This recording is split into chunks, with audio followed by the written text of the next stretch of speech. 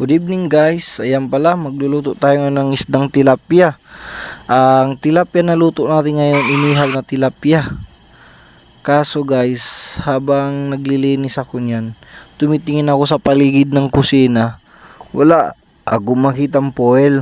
Hell no! Ako, linis pa rin ako ng linis kasi akala ko meron sa cabinet. Ito kasi ulamin namin ngayong gabi. Binili pa to doon sa Panda Mall. Si Boss Amo manager yung bumili. Dalawa lang to. Ngayon, ang kakain, 5 kami. Kaya ito, kinuha ko muna yung sibuyas, bawang, luya.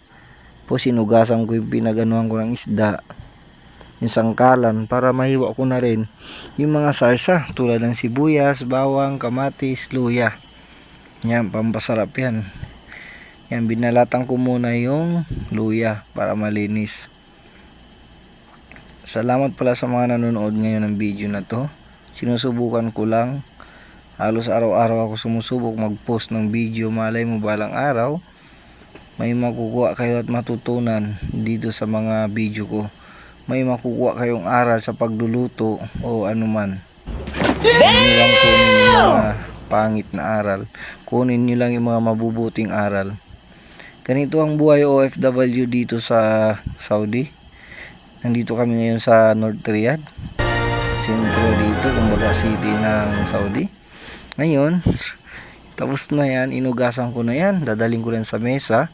Ngayon, nandito na, hihiwain ko na yan. Yan. Ito lang libangan ko dito sa Saudi, video. Tsaka kanina pala, birthday ng anak ko. Happy birthday anak. Happy birthday to you. Kasi alam niyo naman OFW, homesick. Ngayon, ang tapang ng sibuyas, tumulo yung luha ko dyan. Kaso di na nahagip ng camera yung luha ko na tumutulo habang nagiwa ng sibuyas. Kasi naalala ko yung pamilya ko sa Pinas. Yan, nanay ko pag nagluluto siya, nakikita ko siya. Pag nagluluto ako, asawa ko. Stop it. Get some help. Nag-iwan din ako ng kalating sibuyas sa kalating kamatis kasi ang laki ng kamatis dito sa Saudi, laki ng sibuyas. Isang kamatis dito katumbas ng 3 kamatis diyan sa Pilipinas. Isang sibuyas dito katumbas ng 3 sibuyas medium diyan sa Pilipinas. Bawang dito, 4 na bawang nilagay ko kasi high blood. High blood yung dalawa kong kasama. Kaya nilagyan ko ng bawang pang patanggal high blood yan, luya. Nice! Yan, tapos may dahon pala ako lalagay guys. Yung dahon na to kakaiba to. Pag hilaw pa siya, ang pangit ng lasa niya, ang baho. Pero pag naluto na, yan, hinalo ko na. Nung naluto na guys, ang sarap niyan. Ngayon, ito na tayo sa isda guys. Ang laki ng tilapia na guys. Halos 1 kilo yung bigat. Yan, nilagay ko na sa loob guys. Pinagkasya ko na sa dalawa. Ngayon, nakita niyo ba yung dalawang foil niyan? Yun, yung ginamit kong pinaglagyan ng isda. Lagay ng kabsa yung kanina. May nagbigay ng hadiah, nakakabsa. Ngayon, naisip ko yung lagayan, isa bibili ng foil, gagastos pa. Ito na lang muna pansamantala habang walang foil. Kasi pumunta nga kami sa Bacala, wala naman foil na binibenta. Yan, nilagay ko. Biglang lumubo konti yung isda. Nakita nyo naman ihawan namin dito. Yan, ihawan to nila boss.